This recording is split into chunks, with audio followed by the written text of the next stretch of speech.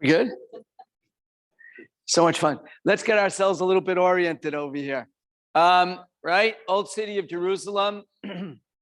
Here's Jaffa Road, Jaffa Gate. Across the Shuk over here, we got the Temple Mount. And on the eastern side of the old city of the old city of Jerusalem, then I'd fall into this valley. I got the Kidron Valley that runs like that. Okay, looks familiar, sort of. And this is going to be what we call today the city of David. Let's take a look a little bit better. There you go. You can see that this is a valley. We don't build on this because it's so slanted downwards. So this is a Kidron Valley, comes along. Here we got, what is this? Anybody recognize this area? The Kotel. Here's the Kotel, the plaza in front of it. And if you walk out, you can't see it anymore, but the road runs pretty much along what used to be called the Tyropian Valley or the Central Valley. It would come around like that, meet up with the Kidron right about over here. And so that would make a little peninsula of land. That was the city of David. And that's how it's been since, for sure, if you go back 3,000 years when David finds the city, but even thousands of years before that, this is going to be the Jebusite city, the Canaanite city. We know that David conquers it about 3,000 years ago, but going back before that, thousands of years, we're not sure how many, but for many, many years, this is a Canaanite city, Jebusite city, probably thousands of years beforehand. It's really not conquerable. Nobody gets in. David is a surprise. We'll have to figure out how he does that. But here again, you'll see this peninsula of land. I got the Kidron Valley here and the Tyropian Valley over here. This is going to run down to the Dead Sea. And what's this? Right above, I have a higher mountain. What do we call this mountain? Har Moriah. And that's where Shlomo Melech is. David's going to put the foundations into the mountain for the Beit HaMikdash. Shlomo's going to actually build it. That's going to be right over here. So this is what we're looking at. Now, it's interesting. If you're living in the city, you notice where their walls are. It's not over here. It's very small, very narrow. It's only at the top of the mountain. Why couldn't they put their walls right around here? Why are the walls like this? Anybody? I don't know. No. Lower, easier to conquer. Oh, or you're on the right track. The opposite. Right. Easy to defend. Because if you go there nowadays, let's go. Oh, okay. If you go there now, so here's okay. We're going to get back to it, but yeah, if you have your road, if you have over here the walls, that means the enemy's down over here and they're trying to go up the hill. They're also trying to shoot up the hill. How far can you shoot an arrow uphill? All right. If we go to today, this is what it looks like. The walls of the old city, of the city of David or the Jebusite city are right up over here. Look at this as you go down until you get down to the Kidron Valley, right? Here's going to be Har Zaitim, Mountain of Olives with the cemetery. It's so far down over here. So how far can you shoot an arrow? So there's no way of getting into the cities. The Jebusites are sitting there nice and safe for thousands of years, for millennia. And the problem, though, you're going to have is you want to have your defensive walls up on top over here, and you're protected at least on three sides by a major valley. Here, it's a little bit of a gully, but it's still some protection, but you can have more of a massive construction to defend yourself on the northern part of the city. We'll get back to that. But the problem is, where's my water? You don't got a lot of water in Jerusalem. What water do we have? Right here. It's called the Gihon Spring. Gihon Spring becomes famous when David HaMelech quickly has to get Shlomo HaMelech crowned before Adonias actually takes over. So that's the Gihon Spring. All life revolves around this one spring. What are we going to do? What's the problem? It's outside the city walls, meaning the enemy comes. What happens? Boom, you're gone. They got the water, you don't. So therefore, what is this going to be? They build this huge fortress. Fortress is so large. If you go to the city of David today, you can't understand how they're able to move these stones. They're huge. They pile them up, and that protects the spring from the enemy.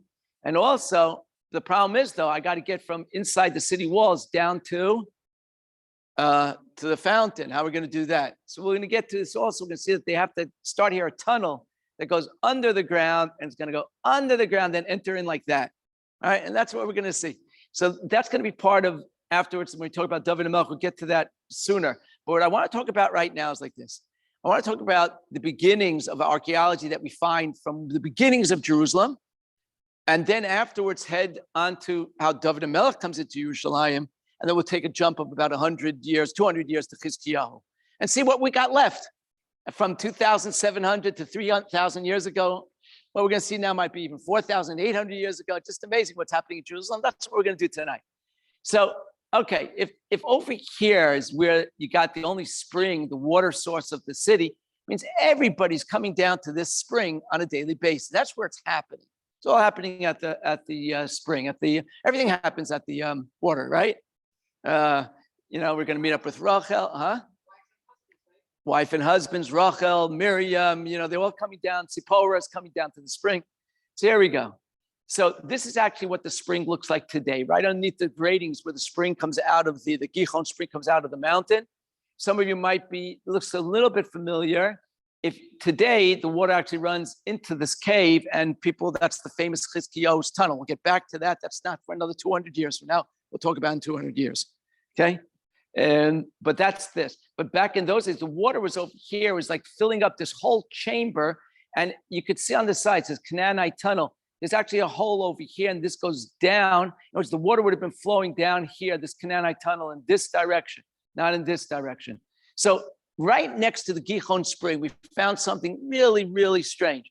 It's not public yet, because once it becomes public, then the archaeologist loses a little control of the site. It's very smart. Like there's politics, obviously, in archaeology as well. So a friend of mine got me into this like private tour with this fellow named Eli Shukrun, who is one of the main archaeologists in Yerushalayim today. And next to the spring, he starts finding this stuff. All right, you ready? So what do you think this is over here? That's a tough one. I forgot my candies. Can I tell you? Blintzes. I should have brought blintzes for Shavuos to give out. Tough, right? What do you think? All right, I'll give you another suggestion. Boom. Anybody? An old-fashioned oil press. What do? We take our olives, fill up the baskets, pile the baskets up like that. There's all olives inside these baskets. And then I put a beam into this little hole in the wall where it has a little bit of leverage room. And then I weigh it down with stones. And slowly the beam, or the Koran, the Lashon of the Gemara, is going to start squishing down these baskets, which is going to squeeze out the oil. The oil collects in the bath over here, and it's going to pour out into over here, and we're going to collect it and put it away. Very amazing, right? It's amazing what they thought of. They had it all down. Let's say this is Lamaisa. You can see it's actually like that. Over here, this is room for the beam to move up and down, and it's held down the wooden lever, and they got the ropes that connected to the weights of stone. That is. So when you take a look at what we found over here, that's what's happening. You put your baskets over here. You got the beam coming out of the wall, resting on top of the basket, squishing it down. And that in this bathtub over here, you're going to find oil. Not very large, right? Not professional. There's not going to be like institutional. It seems like maybe somebody's private oil press in his basement. Okay, but what's interesting is if you go, this is a small little area. The area right next to it, that's Eli Shukrun, you find this thing. It's a little bit of a raised platform. Coming out of the raised platform, you got yourself a drain. Now, what do you notice about the drain? Take a look at the width of the drain over here and the width of the drain over here. It's wider. Why would the drain become wider as it continues? What happens to the fluids that flow through this drain? Starts out, the water's going like that. All of a sudden it gets wider. So what happens to the water? It's like falling. So it spurts it on. It makes the water flow faster. That's how it works. Very ingenious. Now, you don't need water to flow fast. What do you need? What liquid would you need to flow faster? Before what? Not okay. Maybe. Or what is it that you're worried about that if it doesn't flow fast enough, it might, forgetting my English, the chrosh, how do you say it in like dam olech? Coagulates, right? And it's blood. If blood is rolling off this raised platform and it's rolling into the drain, you want it to roll out before it gets coagulated, we say? Coagulated. Okay, so I don't want that to happen. So it looks like this must be someplace where I'm putting up some kind of what? It's or some sacrifice. Really? And it's kind of small, we'll see. The funny thing is, it's a very small room, It looks like somebody's basement. You go over to the next room. Boom. What's this look like? A rock. Yeah, that's all it is. It is a rock, but it's a stand-up rock. And if you look a little bit more, you'll see that around it, you got 12 little stones that are going all around it. This is what's known as your good old-fashioned matzeva. We talk about in the Torah, it says, do not build matzeva. We only use a mizbeach, and also don't use a matzeva. The Avodah Zarah people used to use a matzeva. I'm not sure what the symbolism is in the fact that you have a large stone surrounded by 12 little ones. But this is a matzeva, straight up. We find them all over the country. Such a riddle coming down over here. You know, this is something cool. When you start digging up all the stones that are around next to the spring, this is what you're starting to find. So why is this over here? And then if you move on to the next spot, you got these things cut out into the floor. What is this that gets cut out into the floor? A number of these etchings. So this is a little bit rounder. It's hard to see over here. It's a little bit of a rounder thing right here, right here. Whereas this is something that they recognize is still being used in Africa for tribes in Africa. What do? They have posts. And then between the posts, they have like planks of wood. And on the planks of wood, they have hooks. And on the hooks, you toss what? You toss an animal that you want to skin. And they found this here.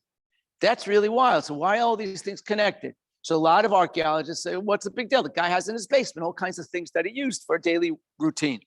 But Eli Shukron says, take a look at all these next to each other. What's the chances that somebody's going to have the oil press, raised, everything that you see over here, the matzeva, over here is the place that you would skin animals, his grain press. Everything you need, says Shukron, for a makom pulchan, a ritual spot. Something's going on over here. It seems he claims that this was an ancient ritual spot that was placed right next to the Gihon Spring because everybody's visiting. So that's the proper place for a shul. That's what you're going to have. Now, the thing that's interesting is, so he says, wait, how far back does it go? Now, we could date this back actually 3,800 years. And the question then becomes, what exactly was his purpose? And here's the biggest riddle. You see, when he dug this thing up, he found that it was like filled in with not boulders like the rest of the mountain, but like smaller stones and gravel and dirt and stuff. They just filled it in kind of as if to cover it over. So that's a question. Why would you go ahead and just cover over the thing? They didn't break it apart. Why are you just covering it over? And they said also they had these little rooms over here. It almost, when he did investigation inside the rooms, he found pot shards that date from, you ready? 3,800 years ago to 2,700 years ago. So that means it was being used 3,800 years ago. That's when it's a Canaanite city. So that's interesting. But it looked like somebody swept out the whole place, put the pot shards in here, and then covered the thing over with like small stones, filled it in. And the interesting thing, it goes back 2,700 years ago, which is the beginning of the first temple. So what was the usage of this ritual spot? That's really the riddle that we have to deal with to start off with. And it says something about Jerusalem of old. So in order for us to appreciate this, and this is where the tour guide person comes in also, we have to go somewhere else, obviously. We're not going to just stay in Jerusalem. We have to travel. Where are we going to travel today? All right, anybody? Oh, artist rendition.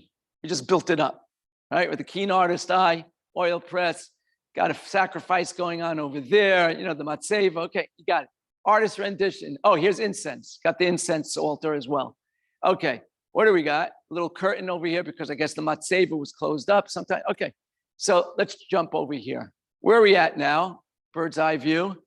This is what's known as Tel Beersheba. Anybody ever been to Tel Beersheba? It's a fun place to go to. It's right outside Beersheba. What's a tel? Usually we use that Tel Beersheba. It's a mountain, but it's an artificial mountain, usually trapezoidal. Yeah. Why is it trapezoidal? Because this is not a natural mountain. What happened is there was a little bit of a raise. They built a city on it. That city was destroyed. The next people came in, civilization, they built on the city. You're not going to build at the very edge of the city because you fall off. So you go in a little bit. That civilization is destroyed by the next person coming in. Okay, so now we just moved up. And it's stone. So nobody's moving the stone off. You just build on top of that. That civilization gets destroyed. Okay, next people come in, they're going to build on top of that and going upwards, but not at the very edge. You'll fall off in a little bit. And this keeps going up and up and up so that you get yourself like a trapezoidal. You get yourself a trapezoidal mountain over here. That's what the tell is. And if you come over here in Beersheba, so then this is the way in. You're going to walk, you say, up over here. This is the gates of the city. It's a wonderful place to go tour, but because we don't have the time, I'm not going to do that much touring over here. I just want to go back to Yerushalayim. But what I do want to show you is that when you come to the gate of the city over here, there's something very, very fun. Here's a well in Beersheba. And this well, actually, if you look in, it goes all the way down about 70 feet. This dates back to the Canaanite period. Is this possibly the well that Avram Avinu would visit when he would be in Beersheba? Look at there. I don't know. I'm just throwing it out there. Something to think about. But it could be. It could be. But if you come through it, there's a lot of fun things that are going on. The city that we have in front of us here goes back to the first temple period. There's a lot of ways to know that, but one of the most significant ways is that if you start walking through the city, we come to something that looks like this. And it's hard to see it a little bit, but use your imagination. They built this up, right? The archaeologists put these up, but I have here, I got a wall, I got a room, I got another wall with columns. I'd have another wall over here with columns and then another room. In the back, I'd have a room. This is standard fare, right? That's it. A wall, columns, empty, okay? This is what you have is 1 room, 2 rooms, 3 rooms, and on top over here, you'd have a 4th room. This is what's called the standard 4-room Israelite home, which we find all over the country, which dates back to the first temple. This is typically how we built, how the Jewish people built. So this is a first temple city, the Beersheba. Fill it in, use your imagination. Very cool, right? Not bad. I'd live in something like that. We think back in first temple, they lived in caves or something like that. I live in this house. It's very nice. Notice what happens over here. This explains a lot of the Gemaras when they're talking in the Gemara. First of all, you got the flat roofs. Why do they have the flat roofs? What do they use on the roofs? Used to bring in fruits, and they leave it up there. They dry it out. Now it's ready for the winter. What's this? A hole in the ceiling so that you could just sweep the fruit into the ceiling and let it fall in, especially if it's going to start raining and then it's still up there. Right? Same thing over here. This would be open. What would you have in this courtyard over here? You keep your oven. No air conditioning. Keep the oven in the courtyard. Do a lot of work in the courtyard because inside the house, it's not, you don't want to heat up the house. One of these downstairs would be where you keep your animals. Again, outside the house. It's a different setup, but this is, we have these all over. We even have this most famous. Anybody saying, I've seen this place before. Where is it exactly? If you're in the city of David, there's one spot that you actually sit down and you're looking at, they date this back to Chizkiyahu's times. Over here, again, a house, a room, pillars, another room, pillars. This goes back. This is something that goes back to First Temple. We have them all over the country. This one, you can't see it, but it's like down over here. Right now, there's a big building built over here. But just a few years ago, you would remember this when they were doing construction. At the very bottom over here, that's for another tour. But there's an old ancient street that goes down there from Byzantine period. And when they dug it up, they found right over here, outside the walls of the old city, right outside the Kotel, they found in the bottom over here, another one of these 4-room Israelite homes, First Temple. So you would think that this is Second Temple over here, right? It's First Temple. So next time that the UN has a vote about the connection of the Jewish people to, to this area, I'll go address the UN. I'll tell them a thing or two. Down here is First Temple. And what they're doing now, you might not realize it, is that even if you're standing at the Kotel Plaza, what they're doing is they found in this area first the leftover base of large monumental columns that only would be part of some kind of administrative building. They have a feeling that this area, at least over here, was an administrative area from the First Temple. And what they're doing now is nobody realizes they're digging from this area underneath the plaza to go all the way up and smack into the Kotel. So you're going to have within a few short years, a year or two, you'll be able either to daven at the Kotel, to pray at the Kotel in the year 2025, or you'll be able to take the stairs down and daven in the year 700 BCE. Your choice. But that's what's going on at the Kotel Plaza. It's amazing stuff.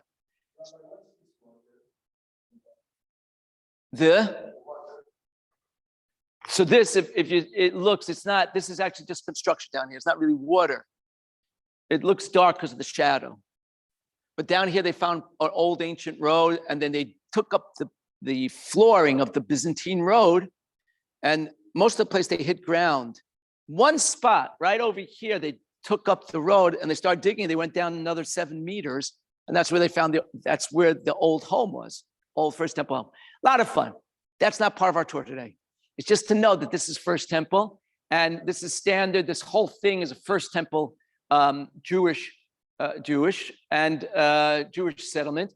And if you'd go over here, instead of this area the housing was, but take the road and go over here, you can see you're going to start entering into a staircase going down. What's this hole in the ground? Let's visit that. So I'm going to go down the stairs. I'm going to hit the hole in the ground and boom, I got staircase and going down that. This is incredible. Look at this. But look at the size of these stones.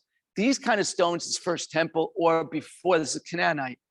If it's Second Temple, the larger stones already. This is going to be just put together. You take field stones, anything you find on the, farmers coming back after a day's work, you bring home a decent stone.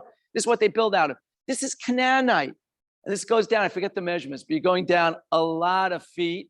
We're still coming down the stairs, coming down. We're now going to enter into, this is underneath the mountain, underneath the tell. They dug it out underneath the tell. We go on in. We're still coming down the stairs. We're deep down in the middle of the tell. And then we start walking around the rooms down here. There's one room and another room. But what you notice, what's on the wall over here? That's waterproof plaster. Waterproof plaster, some of that remains from way, way back. Okay, some of the leftover plaster, waterproofing plaster. Why? What's down here? What was all these rooms? Still walking around, tons of area down here, tons of area. And now I'm going to come out. I'm coming up out of the tunnels underneath. I empty up over here. I'm now outside of the tell. Yeah, and if I look around, right around this area, what am I going to find inside of the mountain? Okay, I'm right over here in this area, right over here. Where am I going to find? Holes in the ground. Whoa, what's going on? This is so cool. This is like the archaeologists are digging around over this. Hey, what's going on? It's so beautiful. What was this about? So I'm going to remind you of if I go to the top of the tell and look out in this direction, what I see, this is Beersheba. This is actually a dried out riverbed. Yeah? It's going to circle around and head up towards the Hebron Hills over here. This is going to called Nachal Hebron because it goes all the way up to the Hebron Mountains. This one over here with the bridges, this is actually called Nachal Beersheba. And it continues on, on that side of the tell. I'm on the tell over here looking out. Okay, the water, when it rains. So what did we learn last time? Remember last time? Remember this one? All right. So what did we say? Shh, quiet. Okay, what did we say last week? We were talking about what? That if it rains in Yerushalayim, what happens? 2 hours later, the water starts rushing out of the mountains. So we're now at the Dead Sea. This is actually in the Negev. And I think it's Nachal Hever. The water comes rushing out. It took 2 hours to get here. But we talked about with Masada. Remember that? That Masada, that Herod built a dam, grabbed these waters. All he needed was a good solid one rainfall, and he already had enough to run his pool. So we saw this last week, all right? Now, if I'm over here, if it's raining in the hills of Hebron, Beersheba is right before you hit the desert. That's why it's the capital of the Negev. It's not in the middle of the Negev. It's at the top, because once you go past Beersheba, you got less than 200 milliliters of rain a year. Nothing's going to grow. This is it. But it's the last stop before you get into heavy Negev. So that's why it's the capital of the Negev. But if you're going to go, so what happens when it rains in Hebron? What happens 2 hours later? The water comes rushing down through Nachal Hebron, zip, and what does it hit up against? The side of the tell. Side of the tell, well, I got these holes in the side of the tell. Where's the water go? The whole bottom of this, the insides, right? The depth of this mountain is dug out. That's where you store your water. Very cool. I showed it, I brought it here because it's just cool on its own right. Ties us into First Temple, but it also ties back into the theme of last week. You see this, you go through the country and you see there's certain things that come up over and over again. So many different examples of it. So this is very, very interesting. Like at this point, we already feel like, we're like junior archaeologists because we have 2 places that we know that this kind of stuff happens. So, but what I did want to show you in particular, maybe by now also, this is the same thing as in Masada. What do you think these things are? I think I got it next. Oh, that was the whole. Okay, we got that. What do you think these things are? Could be. That would be nice. It's, that's a good suggestion. Remember we saw in Masada? They had a bunch of these. These are storage houses. Remember that? We had a Masada with 17 of them. These are storage houses. Here's the riddle. We're going to add to the next riddle. What we found over here, our first riddle was, what was the purpose of that which we found next to the spring in Jerusalem? Like, why was it filled in with rocks and dirt? And what's the dating of the potsherds that were found? Here's the question. When they started digging up this area and they started looking what was inside these storage houses, they found a bunch of chunky rocks, square rocks, chunky rocks. And when they took them and started playing with them and Lego, putting them together, what they noticed was, that's what you get. Anybody recognize what this thing is? What's this called in Hebrew? This horn? A keren. This is going to be a karnei hamizbeach, keren hamizbeach, the horns of the altar. This is a good old-fashioned altar for, sacrifices. That's a question. This is small compared to some of the stuff out there. Now these, I don't know. These, I guess you'd put like little rolling pins made out of wood and somehow crowbar them up and then roll it across. But the ones at the wall, the western wall, or the retaining walls of the Temple Mount, we don't know. The biggest one is famous from the Kotel Tunnel tours at 570 tons. So we don't know. We don't know until today. But anyway, but this thing, yeah. So here's the question for you. This thing they found, they didn't find it. It wasn't smashed, but it wasn't whole. Somebody had dismantled it. Why would you dismantle this and then store it inside those storage houses for us to find 2,700 years later? It's a question, right? Good question. I think it's a good question. Yeah, could be. Okay, we're going to try. Okay, let's keep going. I'm just going to add one more riddle and then we'll answer that. Okay, this is when you put it together. This is the okay, my English again. Yeah, reenact with the shechzor. We put it together. Yeah. Okay, so this is what we have. This again, if you go to the original is found in the Hebrew. There's a question on the tour guiding test. As soon as you walk into the exhibits of the ancient archaeology, what's the first thing that you see on the right? That's the original of this. That's what's in the. Really ask you that question? Yeah, it's a kind of question they'll ask you. Yeah. I'm not really. No, don't worry. I'm joking. You're doing it. Okay, you use my notes. Okay, here we go. Boom. I just want to jump us over another like 25 minutes to the east. Where are we at now? Another good old-fashioned, it's amazing, they're all over the place, good old-fashioned first temple period settlement. What is this one? Arad. Arad's a famous, it comes up a lot in the Tanach. So if you go into Arad, it's really funny. There's one section that you walk in, there's like a courtyard. This, again, dates back 2,700 years ago. And there's a little bit of a courtyard over here. And in it, you got something, again, that looks like an altar. There's even like on this side, I think it's stairs, which is a mistake to have towards an altar, but it's an altar area. And then from this courtyard, you can walk into a little bit of a smaller courtyard. And at this tip, all right, here I got my sacrificial altar, all right? And then if I continue on into the smaller area, what do I got? What does that look like? Huh? A mikveh. Okay, let's try again. Like, we saw this before. You have the raised square there just like you had before in the house. Yeah, it's some kind of sacrificial place. And we have over here, not a matzeva, but a raised stone. And these things, we saw this. This is a incense altar, Torahs. So what's going on? This is what's known as the mini mikdash of Arad. It's the same shape. You have first the Mizbeach in the outer courtyard, and then as you go in the Mishkan, then you go into the Kodesh HaKodeshim. Strange. And the riddle comes again is that this thing is hanging out. It was covered over. Meaning it wasn't destroyed, but it wasn't like, it was covered over by like, they gently put stones into it. They filled it in and covered it over. What's going on exactly? Who would do such a thing? So let's think about it. If these areas, this one over here, and in Beersheba, the sacrificial altar, and even in Jerusalem, that which we saw, if they were used for idol worship, avodah zarah, what would have happened to them, you think? You get some righteous kings. Smithereens, right? Kablooey. We'd get rid of it. We'd break it apart. That's part of the mitzvah. But they didn't do that. Why not? Because maybe it's not avodah zarah. Maybe it's not used for idol worship. What might it have been used for? Worship to HaKadosh Baruch Hu, worship to God. So therefore it has kedusha in it.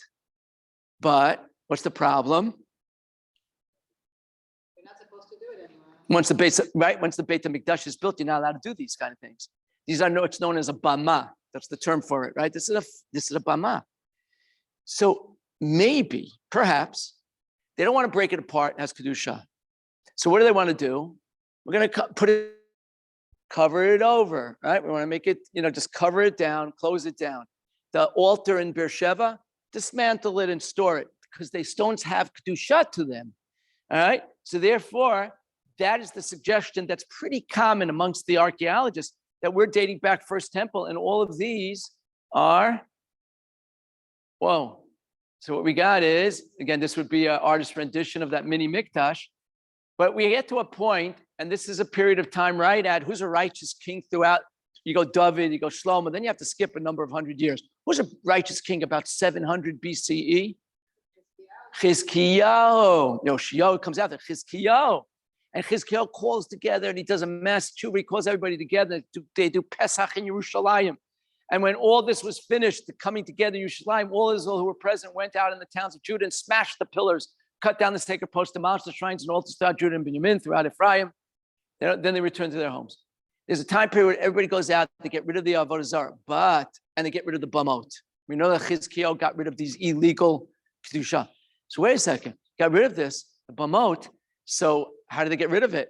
I guess they didn't want to break it apart. What did they do? They just covered it over, they buried it. And this is what the archaeologists think is what we saw down there. If we go back to our friends over here, so I mentioned to you that it looked as if somebody had swept this out. And if you swept it out, so in these storage rooms, what did you find?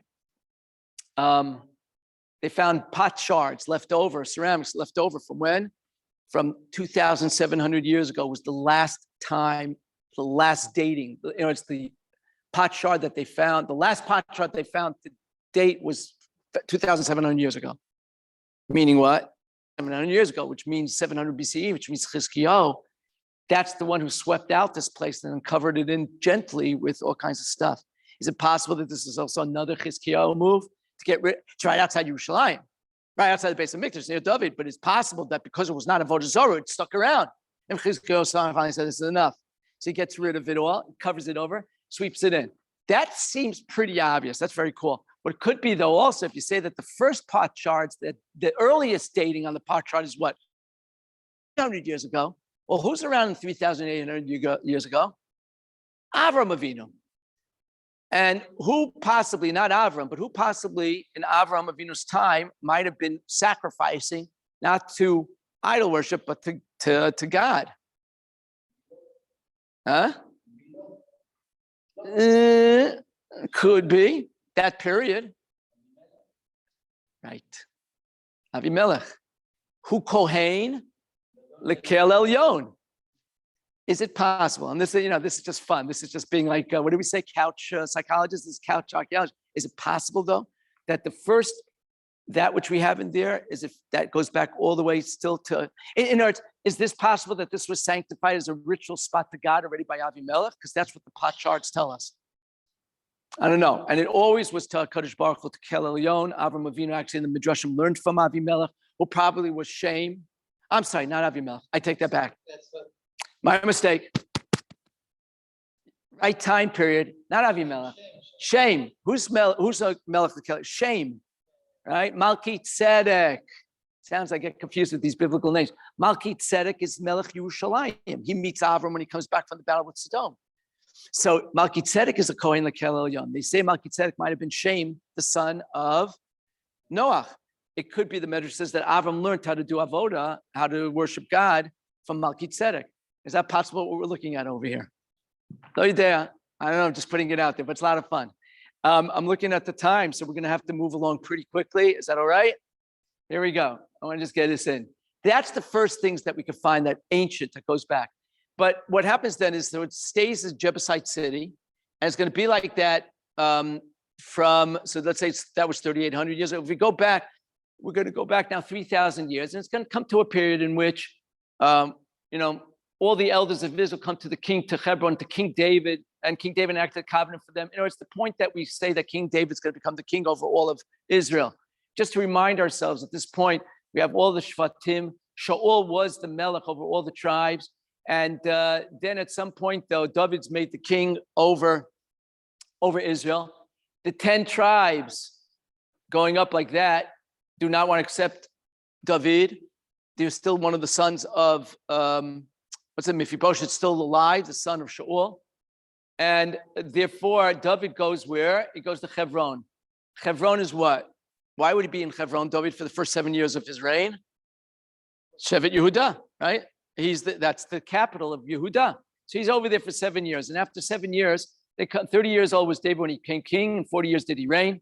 In Hebron, he reigned over Judah 7 years and 6 months, in Jerusalem 33 years all over Israel and Judah. In other words, at some point, the elders of Israel, they're having a tough time with the Plishtim. They come to David and say, you got to become king for all of us and do something about these Plishtim guys. So they come on in, and then what's the first thing that David HaMelech does when he becomes king? And the king and his men went to Jerusalem to the Jebusites, right? They got to take over. They have to make a capital for Am Yisrael. Now, putting aside the spiritual aspect of Yerushalayim, there's a very practical reason why David wants the Yerushalayim. How come? Okay, whoops. Wrong slideshow. What's going on? Obviously, we're sitting right over here, right? Where is it? We're right about here. Nachon? I think. Why is Washington, D.C. right over here? Huh? Central, and therefore for a nation, why is that important? Unifies the country. Can anybody tell me what the capital? This is a tough one. Anybody know what the capital of Australia is? Kol Kavod. Anybody who knew that? Kol Kavod. All right. Look at where Canberra is. Look at that. Why? Because the British had a city at Sydney and a city at Melbourne, and they had to make a capital. So they went smack in the middle, made Canberra, put a spoke in the ground, and they built a capital. It unifies the country. So take a look at this. What's David HaMelech up to? So he's going to move on a practical. He goes to Yerushalayim. You got the major players. That's going to be Yehuda, and then Binyamin, Ephraim, Menashe. Those are the major players, the ones who are part of the throne of the tribes of from Rachel, right in the middle. So he has to go to Yerushalayim, wants to unify the people. So, and he comes in, and his king went to Jerusalem, to the Jebusites, the inhabitants of the land, who spoke to David, saying, this is what the Jebusites say: you shall not come here unless you remove the blind and the lame. As if to say, David shall not come here. What do you mean by the blind and the lame? You got to get rid of the blind and the lame. These are cryptic psukim. What does it mean exactly? So if you go in today, we're back to the Jebusite city. We said, here's the Gihon Spring. And what did they put on top of the spring? This monumental fortress. You can't get in because that's the water. And the water had to be, the water's here, but they had to build their protection, the defensive walls on the top of the mountain. So they're saying that this is one shot. Again, the enemy's down here, they're up over here. There's no way of pulling them out of the mountain. They could throw things on you, they could shoot at you, and these guys are limited in how far they could shoot arrows. So one shot by the Metzudas David over here, they're saying it was just an exaggeration, as if to say that we are so protected that even if we had blind people and lame people on guard duty, you wouldn't be able to get in anyway. We just have to close the doors and you're out of here. Okay, that's one shot. All right, here's another one. We got to look at the psukim. There might be a hint over here. Vayom David Bayomahu Kol Makeh Yevusi Vayiga Bat Senor V'eta Pischim V'eta Ivrim Snuei Nefesh David. Right, whoever smites the Jebusites and touches the Senor. Here they say the tower, removes the lame and the blind, despite the soul of David. That's why they say the blind and lame shall not come in. What exactly is going on exactly? To get rid of the lame and the blind. What does it mean in Hebrew? Anybody knows Hebrew? Senor. A pipe. Right? Doesn't Senor usually mean a pipe? Now, I understand that tower, it's a pipe-like structure, but usually that's a reference to water. So what do they mean by Senor? So this is really cryptic. So the Medrash says like this: that you touch the pipe. What was the Senor? The pipe. As if to say, they would not be able to conquer the city if they don't touch the pipe. And that's like the highest point on the tower. Okay, so he's relating to the word Senor, but he's using it, shifting it not towards water, but towards some kind of pipe. This is very, very nice over here. This is the Ralbag. He says what?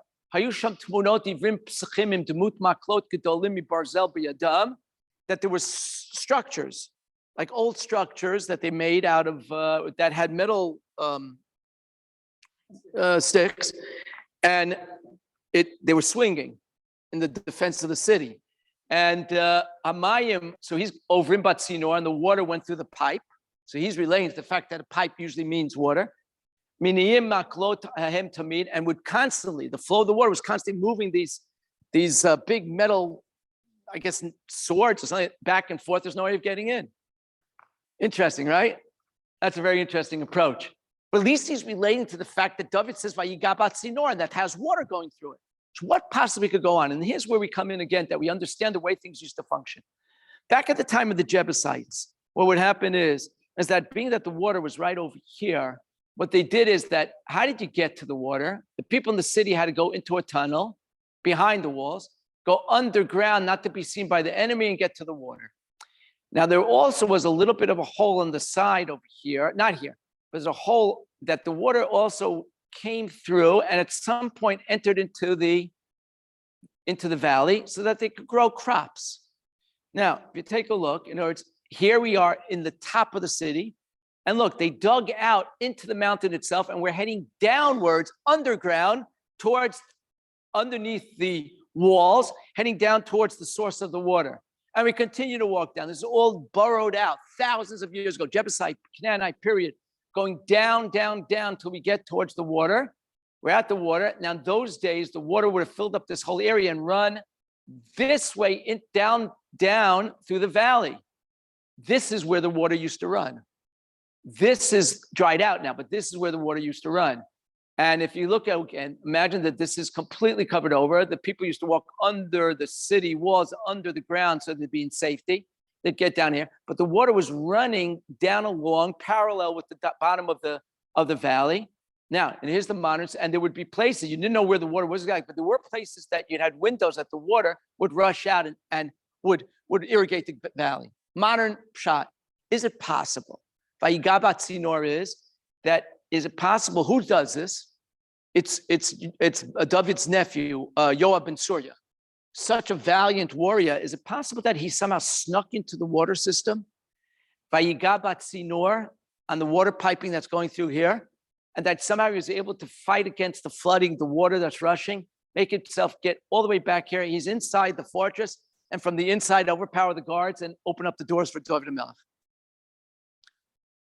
Possible. We know how the things were working back then. We have enough archaeology to understand what was the system. I don't know for sure. I'm just saying, but you do see that even the Meforshim on the Torah, on the Tanach, they don't have down exactly what that is over there. And we see that the Rabbi was relating to the Senor as having water. That's a modern pshat. But that's how it is during the time of David. David somehow gets in.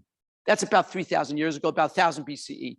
300 years later, there's a new, and then Shlomo Melech comes and he builds in Hamarah, the base of Mikdash. It's not going to be like that for the next 300 years. And the new boy on the block is the Syrian Empire. Syrian Empire is coming down. They're infamous because they come down into Israel and they take the 10 tribes and they move them out of Israel, never to be seen again. And then that's already 720 BCE. And then afterwards, 20 years later, who's coming down still? Sennacherib Melech Ashur. And he comes, and at this point, who's the guy, who's the king? It's going to be Chizkiyahu. And he sees that Sennacherib had come, directed to wage war against Jerusalem. All the rest of Judah is destroyed, and everybody's now in Yerushalayim, and a large multitude, and he says, the mighty men to stop, he says, to counsel with the officers, the mighty men to stop up the water of the fountains that were outside the city. And they assisted him, and large multitude gathered and stopped up all the fountains and the stream that flowed in the midst of the land, saying, why should the king of Assyria come and find much water? Obviously, 300 years, the military machinery has changed. They could come, that old, that strong Jebusite fortress that covers the water. Sennacherib Melech Ashur took over the world because he had the military strength to be able to destroy something like that. He'd get the water and everybody would, that would be it. So what do they have to do? They had to dismantle everything, cover over the waters to make sure that Sennacherib doesn't know where the water's found. Because don't forget, the water source is outside of the city. That's what they do over here. So how are they going to get the water? So all of a sudden, instead of the water running like this, They're going to have to clog this up, get rid of all this, hide the water, source of the water, and they're going to have to dig a tunnel that's going to take the water under the ground into the city and let it wind up over here in a pool. Cool? Very cool. So in fact, this is what happens. They do so. Again, they're going to get rid of, instead of the water running this way, they're going to have to back it up. They're going to have to back it up into the city. Let's get over here, like this. The water is going to be taken. This is going to be, it's going to be hidden and it's going to go in. And the thing that's amazing is that Chizkiyahu has to do this very quickly. He starts a team digging this way, a team digging this way. Somehow, even though it circles around, they're able to meet up with each other. They're underneath the mountain. We have no idea until today how they did that.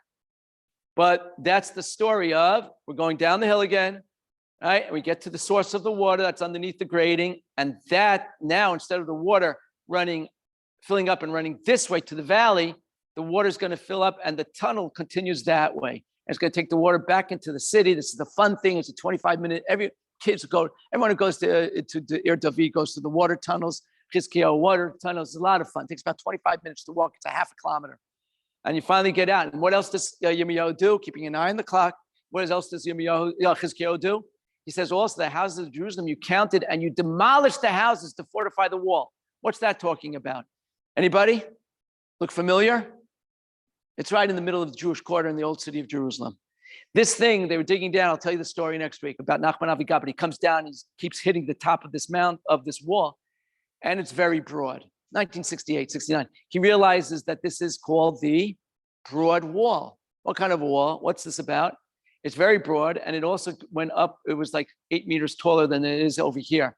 Why exactly? Remember we talked about Kidron Valley, and over here's the Tyropian Valley. Actually, over here, you come out of Jaffa Gate, you have Gei Ben Hinnom. It's another valley. The north is a little bit susceptible. And that's why we say, says the prophet, that from the north is going to come the invaders. On the macro, it's going to be Sancheriv Melech Ashur. It's going to be Bavel. Everyone's coming down from the north, from the Mesopotamia. But on the micro, here in Jerusalem, this north is very susceptible to attack. It's not that protected by a valley. We know over here in the Russian compound, we actually have found the remnants from the Roman siege on Jerusalem. It's all in the north.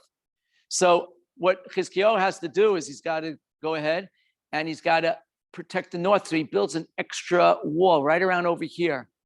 This is later. In that time, we were in the city of David and also the Western Hill. He builds a really solid wall to protect against the attack of Sancheriv. This is what happens, right? And this is what we see.